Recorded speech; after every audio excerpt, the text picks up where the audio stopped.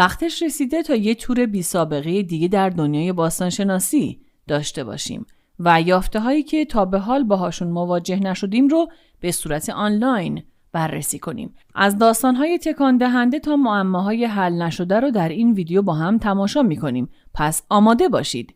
یادتون نره که با لایک کردن ویدیو از ما حمایت کنید.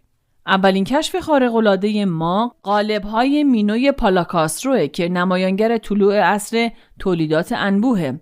این قالب‌های 33,000 ساله برای ساخت هزاران پلاک با نمادها و اشکال پیچیده استفاده می‌شده. این ابزارها وسایلی ابتدایی برای تخمین زمان و پیشبینی کسوف بودند. این قالب‌ها در نزدیکی پالوکاسترو و کریت در سال 1899 پیدا شدند. امروز شما میتونید این کشفیات رو در موزه باستانشناسی هراکلین در کریت مشاهده کنید.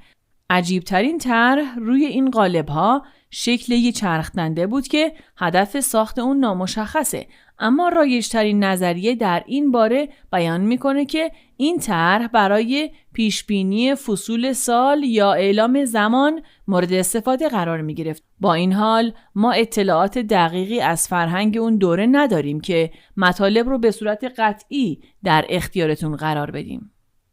کشف بعدی ما از یک سنگ بزرگ حفره‌داریه که در حومه شهر کرنیش قرار گرفته و نقطه عطف این منطقه محسوب میشه. شکل این سنگ مشابه یک دونات بزرگه. دانشمندان حدس میزنند که قدمت این سنگ‌ها یا مربوط به دوران نوسنگی یا عصر برنز. به جرئت میشه گفت این سنگ‌ها هزاران سال پیش تراشیده و در این محل قرار داده شدند. افسانه‌ها میگن که این سنگ‌های دایره‌ای یه دروازه جادویی بودن که با عبور از حفره وسط اون بیماری‌های مردم درمان می‌شده. همچنین گفته شده که این سنگ دایره‌ای توسط نوعی پری که مزاحم شناخته میشه محافظت میشه و هر کس قصد آسیب رساندن به این سنگ رو داشته باشه مجازات میشه. حالی که اطراف این سنگ‌های دایره‌ای وجود داره، فقط زمانی که بالای این نقطه قرار داشته باشند قابل دیده. این مجسمه قدیمی که با نام دختر رقصنده شناخته میشه در نگاه اول به نظر نمیرسه که هنر مدرن به حساب بیاد، چون قدمت بسیار طولانی داشته. اگرچه دستان ماهری که این مجسمه را خلق کرده 3000 سال پیش زندگی میکرده. آثار میناکاری شده که قبلا بررسی کردیم برخی از نمونه‌های بسیار قدیمی از تولیدات انبوه جهانی بودند. این مجسمه هم جزء این دسته قرار گرفته. اگه دختر رقصنده به تولید انبوه رسیده بوده، پس ما نسخه های دیگرش رو هنوز نتونستیم پیدا کنیم. این مجسمه از صنایع محلی به نام ماهنجوداروه که همون پاکستان امروزیه. باستانشناس بریتانیایی به نام ارنست مکای با کشف این مجسمه در سال 1926 شناخته شد. این شیء قبلا در موزه بریتانیا نگهداری می شد، اما الان در موزه دهلی نو در هندوستان قرار داره. الان به سراغ سنگ دیگه میریم که 55,000 سال قدمت داره.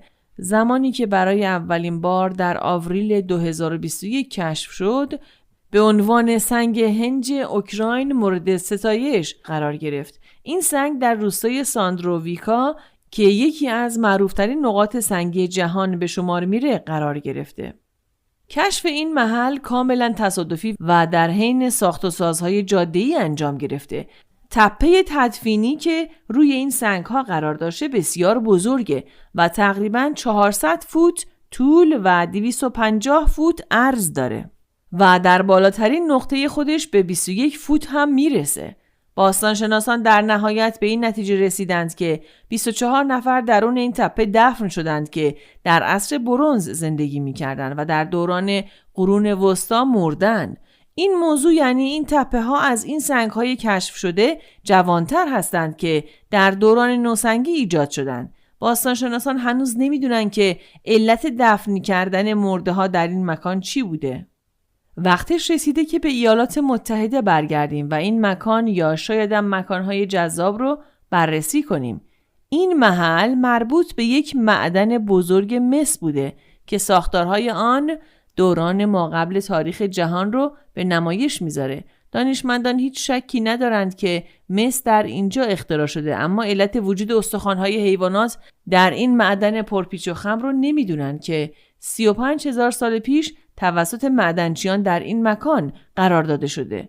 با بررسی وضعیت این سنگ‌ها، زمینشناسان به این نتیجه رسیدند که تقریباً 2000 تن مس طی سالهای بهره برداری در این محل استخراج شده. ورودی این تونل‌ها طی عملیات محوطه سازی در سال 1988 کشف شد.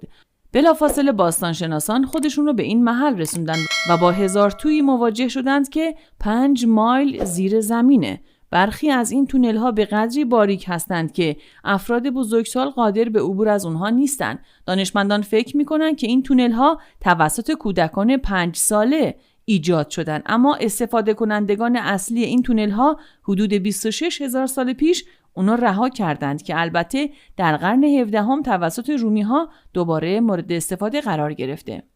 جزیره سنتورینی یونان مکانیه که باستانشناسان مشغول کاوش در این محل هستند.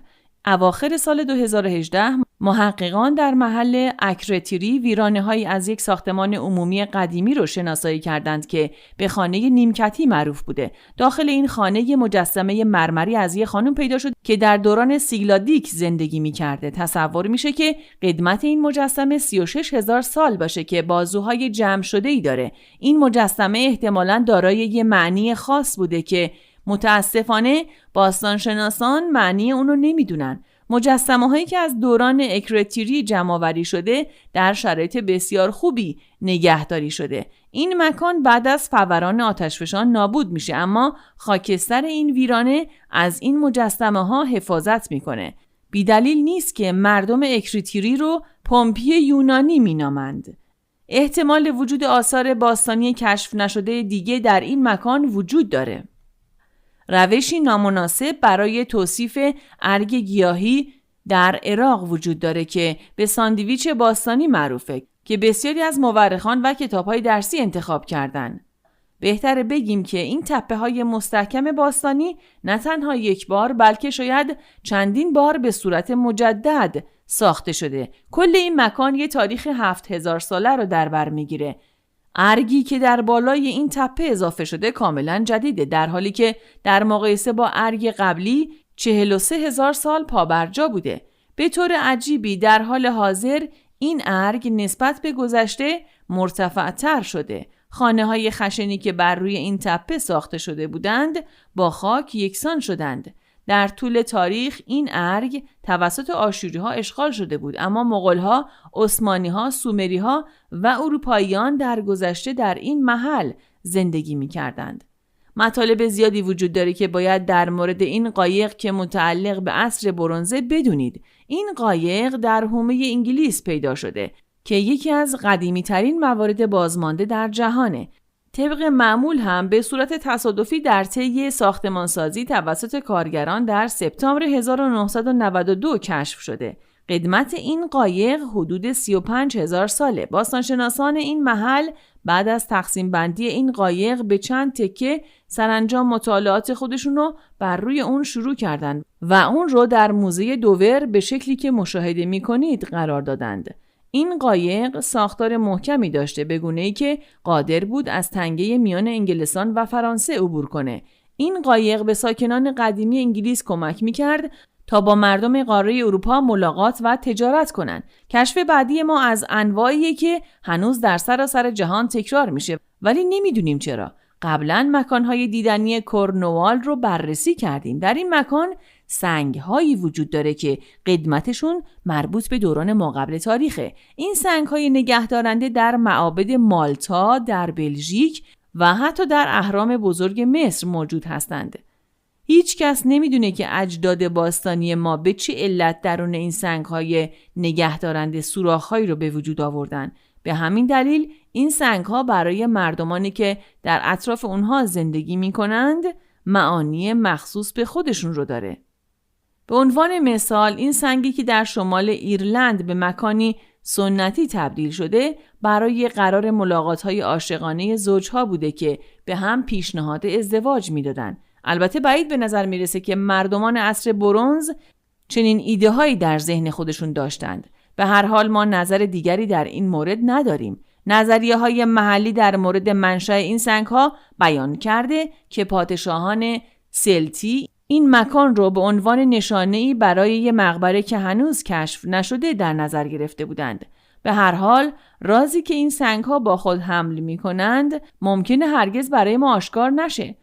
آلاسکا مکان مناسبی برای زندگی نیست، چون حتی در طول تابستان هم سرده. برای مردمی که صدها سال پیش در جزیره کادیاک در شمال آلاسکا زندگی می‌کردند، وابسته به ماهیگیری بود. در مواجهه با این مسئله اونها با روش جدیدی از ماهیگیری آشنا شدند. در این روش نیازی به وصل کردن تله به قلاب ماهیگیری نیست، بلکه اونها تله‌های ماهی بزرگی رو از جنس سنگ می‌ساختند. باستانشناسان اولین بار چنین تله‌ای رو در سال 2018 کشف کردند. سطح آب در محل به قدری پایین بود که به ماهی قزلالا این امکان رو میداد که هنگام جزر و مد به روی آب شنا کنن و هنگام پایان جزر و مد نتونه به طرف دیگش بره. این تله بسیار ماهرانه است و هنوز هم به صورت مؤثر عمل میکنه. در این نوع ماهیگیری نیازی به نشستن‌های طولانی مدت برای شکار ماهی نیست. احتمالاً این تله اولین بار 2000 سال پیش ساخته شده و به مرور زمان تا قرن 20 بازسازی شده. 2000 سال پیش بخشی از جهان که کره و چین بودند به پادشاهی‌های مختلف تقسیم شدند. یکی از قدرتمندترین پادشاهی کاگویو بود که 7 قرن پابرجا بود، اما امروزه به جز مجموعی از مقبره‌های کاگویو چیز دیگری از اون باقی نمونده. این مجموعه توسط یونسکو محافظت میشه و تنها امید ما برای دسترسی به تاریخ کاگویو محسوب میشه. تقریبا نیمی از این مقبره با 90 نقاشی دیواری بزرگ پوشیده شده که احتمالاً برای تزیین محل زندگی خانواده‌های سلطنتی ساخته شدند. امروز این مکان برای بازدید مردم بازه. این نقاشی‌ها تصاویر از زندگی روزمره پادشاهان رو برای ما به نمایش میذاره. تا کنون در مورد 2 سنگ دایره‌ای در این ویدیو صحبت کردیم. الان به مورد دیگری در دانمارک صحبت میکنیم. این محل پر از سنگ‌های ناهمواره که دایره‌وار کنار هم قرار گرفتن، اما خطوط و الگوهای دیگه‌ای هم دارن. علاوه بر این که برخی مورخان حدس میزنن کاربرد این سنگ‌ها به عنوان نوعی تقویم استفاده می‌شدند، برخی از این سنگ‌ها قبر بیش از 700 جسد از وایکینگ هاست. اولین تدفین در این مکان در اوایل قرن 4 قبل از شروع عصر وایکینگ ها انجام شده. موقعیت مکانی این قبرستان در دامنه کوه که منظره عالی از آلبورگ رو به نمایش میذاره. الگوهای معمولی که توسط سنگ‌ها ساخته میشه گاهی شبیه به یک قایق به نظر میرسه. شواهدی هم از آتش‌سوزی‌های بزرگ در این مکان وجود داره. به همین علت قایق‌های سنگی در جای خودشون ساکن باقی موندند. یادتون نره که با سابسکرایب کردن کانال و لایک کردن ویدیوها از ما حمایت کنید. خدا نگهدار.